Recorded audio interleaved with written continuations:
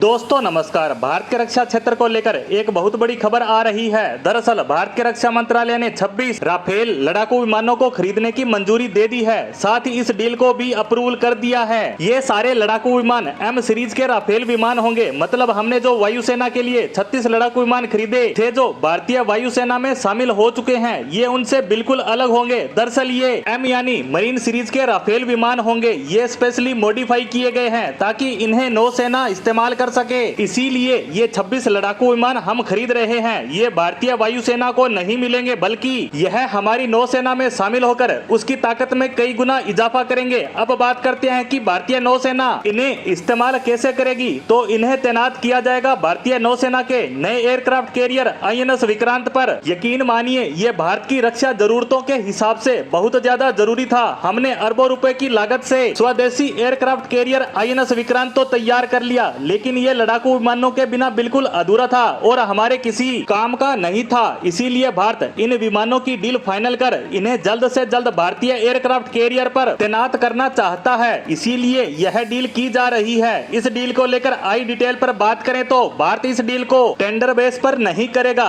बल्कि इसे government to government base पर फाइनल किया जाएगा। अब आपको बता दें कि इन दोनों में क्या अंतर है। तो टेंडर बेस पर अगर हम यह डील करते हैं तो हमें RFI यानी रिक्वेस्ट फॉर इन्फॉर्मेशन मांगनी होगी। इसके तहत तमाम लड़ाकू विमान बनाने वाली कंपनियां अपने अपने लड़ाकू विमानों की इन्फॉर्मेशन इस टेंडर में भरकर भारत सरकार को सबमिट करवाती है। उसके बाद सबसे सस्ती और सुटेबल डील को फाइनल किया जाता है। लेकिन यह पूरी प्रक्रिया काफी ज्यादा लंबी होती है। इसमें 2 से 3 साल या इससे भी ज्यादा का समय निकल जाता है। हालांकि इस पूरी प्रक्रिया में हमें हथियार तो सस्ते मिल सकते हैं, लेकिन वर्तमान समय में चीन का आक्रामक रवैया देखते हुए हमें 3 से 4 साल का इंतजार बिल्कुल नहीं करना चाहिए। इसीलिए भारत सरकार सीधा फ्रांस की सरकार के साथ इस डील को करेगी। इसमें कोई टेंडर की प्रक्रिया नहीं होगी, न कोई RFI होने वाला है। लेकिन रक्षा क्षेत्र से जुड़े कुछ सूत्रों के हवाले से बताया जा रहा है कि ये राफेल विमान पहले खरीदे गए लड़ाकू विमानों से सस्ती दर पर खरीदे जाएंगे, क्योंकि भारत के पास इन लड़ाकू विमानों का इंफ्रास्ट्रक्चर पहले से मौजूद है। इन नए एम सीरीज के लड़ाकू विमानों के लिए हमें किसी तरह का नया मेंटेनेंस सेंटर, वेयर हाउस जैसी बेसिक सुविधाएं नए सिरे से उपलब्ध करवाने की जरूरत नहीं होगी, क्योंकि इनकी मेंटेनेंस व